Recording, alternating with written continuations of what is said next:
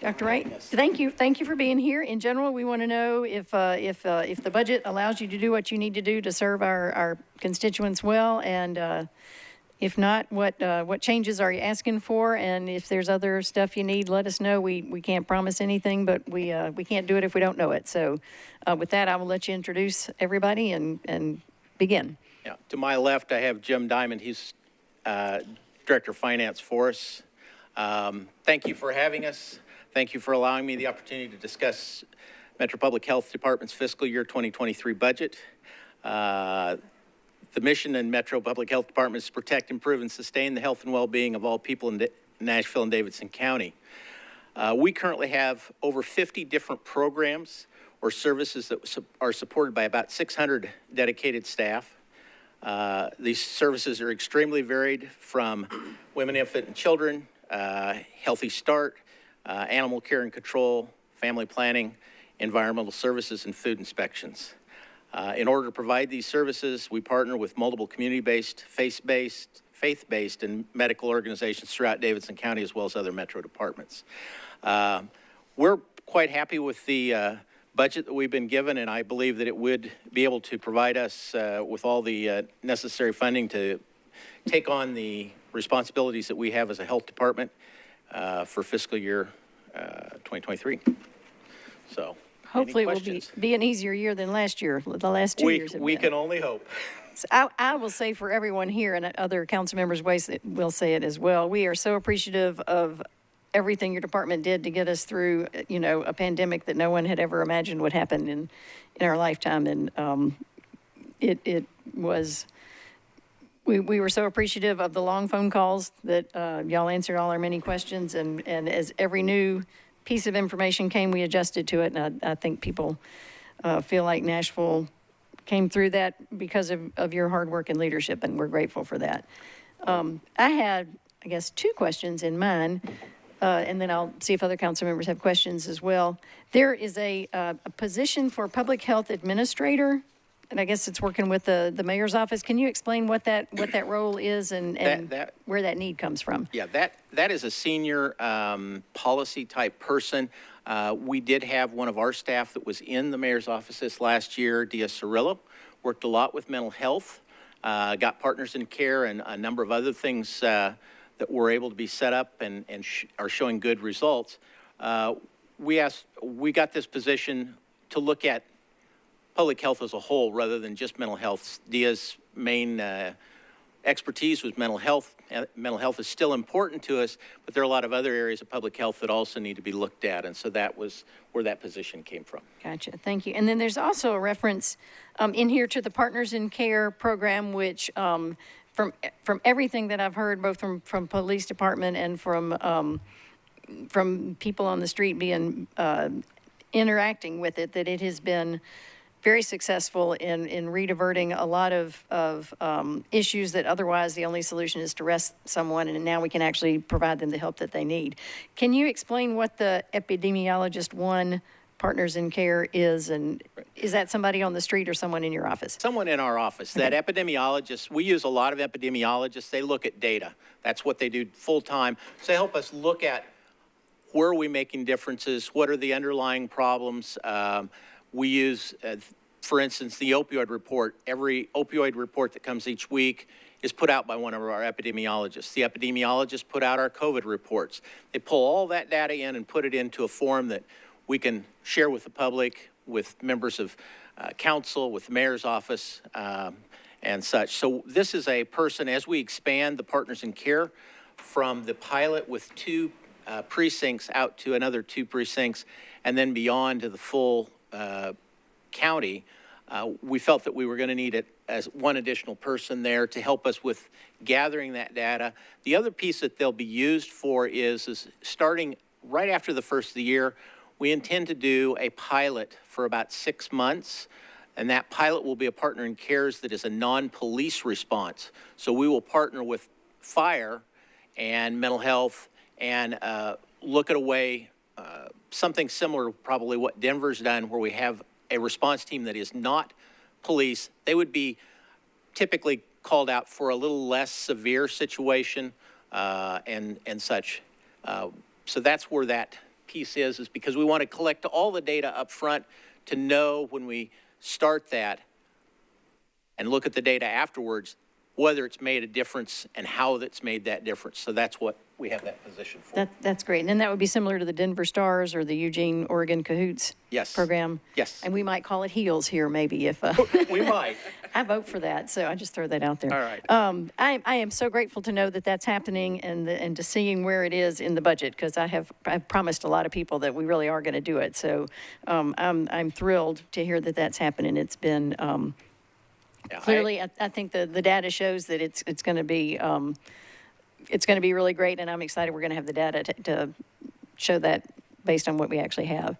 We started talking about that really just as soon as we had started the police response. We started talking about that second tier and how to do that. So we've been working on that and are working towards doing that pilot. That is great. Okay, Councilmember Porterfield.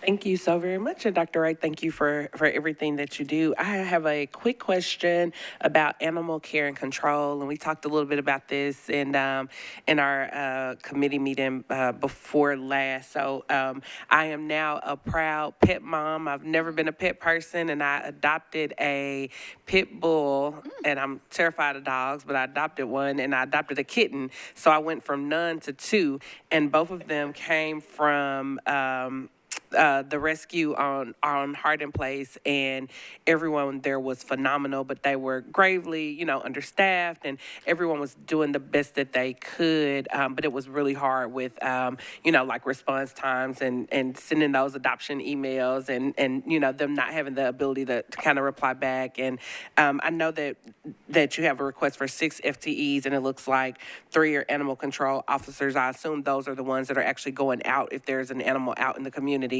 And then the other 3 are kennel assistants. Is there any funding or any thoughts around, in addition to the kennel assistants, I think maybe they needed more support with the veterinarians. And then one more question, sorry.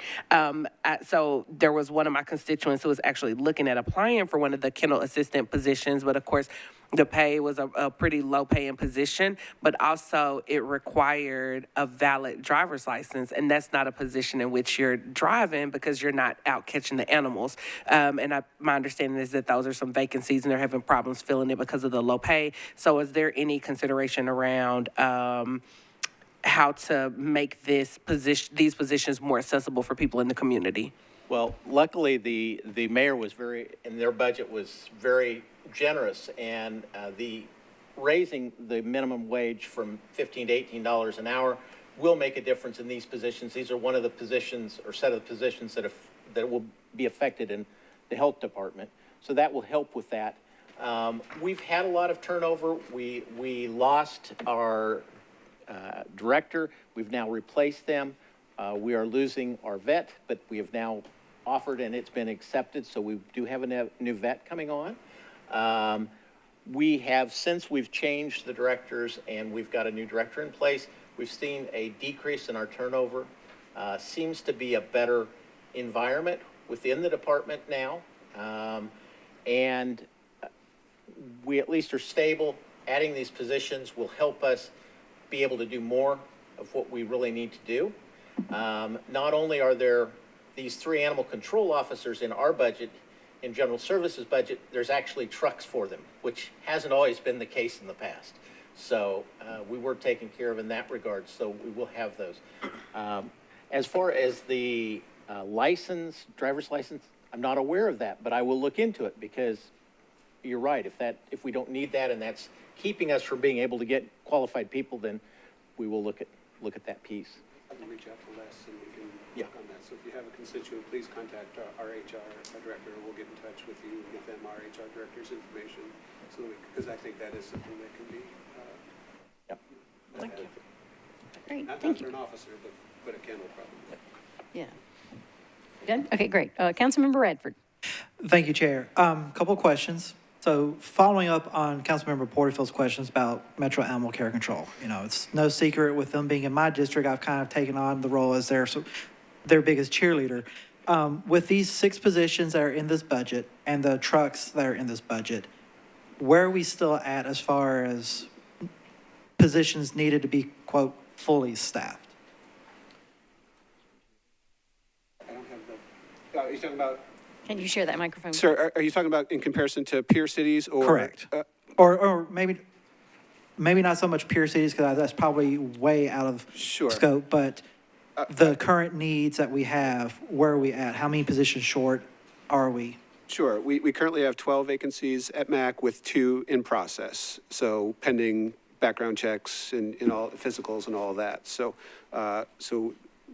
that would take us to 10 plus the 6 would increase our staff by 6, a net of 16. All right, and since you brought it up, do we know, like, where would we need to be compared to some of our peer cities as far as fully staffed? I don't have the exact numbers, but I know the size of our facility limits us greatly in how many more positions we can add. So we do hear it from our facility director, both previous and present, and we are behind our peer cities. I believe, like the sheriff mentioned, Charlotte, Louisville, some of those others, but just the physical footprint of our facility is kind of too small to expand much beyond what we have allocated now. Okay, and that brings me another follow-up that I'll get to in a bit. The other question I had, so discussions I've had, part of the enabling the kennel position particularly, to get them to $18 an hour, you're basically combining a Kennel 1 with a Kennel 2 in order to meet that $18. Some of the concerns I'm hearing from personnel is that though they appreciate the increase in salary, they're actually afraid of losing that ability to have professional growth, to be able to go from a 1 to a 2. And having worked in a position previously myself where there was no room for growth, it does tend to affect the morale and you start looking for other jobs. So question is, as you're making those reorganizations to give them the $18 an hour, what are y'all looking at doing to ensure retention and growth? Sure. There is also currently a Kennel 3 position. We're going to call it a Kennel or Animal Care Senior position. So that's still higher in the pay grade. And quite frequently, our current kennel staff moves on to become animal control officers, which are higher pay grades. And we also have programming positions within MAC. So there are areas to move up, but just kind of the math behind our consolidation. Our current Kennel 1s are in the STO5 pay range, and with the $18 an hour mandate or proposed by the mayor, we would have to start them at step 5 of that pay range. And after step 5, it takes 2 years to get a raise, a step increase. So we felt it would be better to consolidate into the STO6 range, the 1s and 2s, and give them the ability to get those steps the first few years of their positions. And like I said, we do have the Kennel 3. We're going to be calling it a senior position, as well as give them the opportunities, as many of them do move up to officers during their time at MAC. All right. And then lastly, you mentioned part of the issue of staffing is the size of the current facility. My understanding is it's roughly 20 years old, and apparently here in Nashville, after something hits 20 years old, we want to replace it. Has there been any discussions with the health department about locating property or land to move MAC into a larger space where they can grow and basically keep up with the city? I don't believe there has been at this point. We're trying to get a facility for our patient care that located and find a spot for that, and that's our first priority. That definitely, we're moving our Woodbine clinic, and so we're moving forward with that. This is something that we have realized over the last couple years that we're running short on, and so, yes, it's another facility that needs to be expanded. Thank you, Chair. Thank you all. Thank you. Good questions. Councilmember Toombs. Thank you, Chair. I just wanted to make sure I was understanding on the partners in care and the expansion of the program. Are we still doing the model where the officer is with the mental health professional? Yes, at this point, we have a single, the pilot was just a mental health provider with an officer. That will continue, and slowly we'll increase that over every precinct. Okay. In conjunction with that, we're also going to roll out a pilot with a non-police officer, an EMT probably, and a mental health provider, to do those that are not as potential for violence or maybe a danger situation where you might need the police officer. As much as we can, that would be where we would want to have those responses. But that's also. And that's included in the $1 million? That is. Okay. And the mental health co-op, are they still providing the mental health professionals? They are.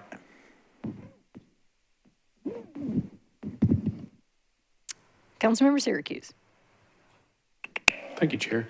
I see we're going to do a pay equity study. That's good. I'm just curious when the last time the department did that. I don't know if it's ever been done, but the board really felt it was important to look at where we're at and how we've gotten there, and so that is built into the budget for the year. Thank you.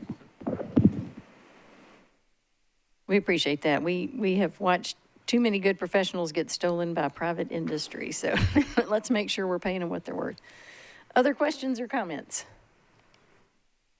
Councilmember Bradford. Sorry, Chair, I had one question I forgot, I just remembered. So, again, conversations I've had with MAC, some of the staffing requests that they've asked for, especially with light of the legislation we're looking at doing with updating, a much-needed update to our codes, is they are really asking and really wanting to have a full-time animal behaviorist in order to help them with the new classifications of dogs. So is there, and I'm looking at that, if I'm reading this right, by when we reduced or got rid of the emissions testing program, that took away or basically eliminated 4 FTEs. Did y'all consider maybe using some of that savings in order to look at additional staffing, not just for MAC, but other areas in the health department? And second, the other position that I know there's been some conversation with MAC about is their current volunteer and foster coordinator. That role has expanded so much in the last couple of years that it's now, you got one person doing the work of 2.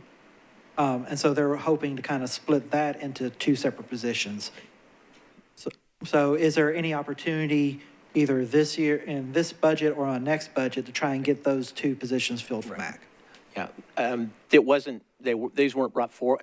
Obviously, I stepped in just about the time we went into budget for this year. These were the things that were initially identified. We have a process in place that we'll be doing this next year so that we, by mid-November, early December, will have prioritized the whole department's requests and priorities, looking at our strategic plan. Based off that, what positions we're going to ask for and how, in what order we're going to ask for them. But yes, we'll definitely consider that as part of that. So. Thank you. I think that's all the questions to those of you who are still here. I want to remind you that if you have changes to the budget that you want to make, we have a balanced budget. So the wish list process, there's a template that you say, I would like to add this to this department, and here's where it's going to come from. And I will say, and I make sure that the finance director is hearing me say this, fund balance is not an option. Do not raid the fund balance. Am I right, Director? Okay, she's nodding enthusiastically.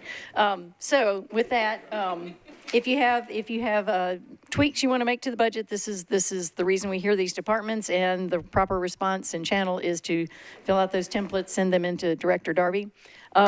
Dr. Wright, thank you so much for being here, and we appreciate all the work the health department has done, and we are done before y'all even should have started. What a great job we have done. Thank you so much. Yep.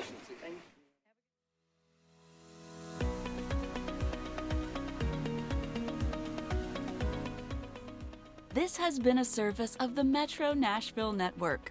If you would like to see this presentation again, or for more information on this and other programs, visit nashville.gov.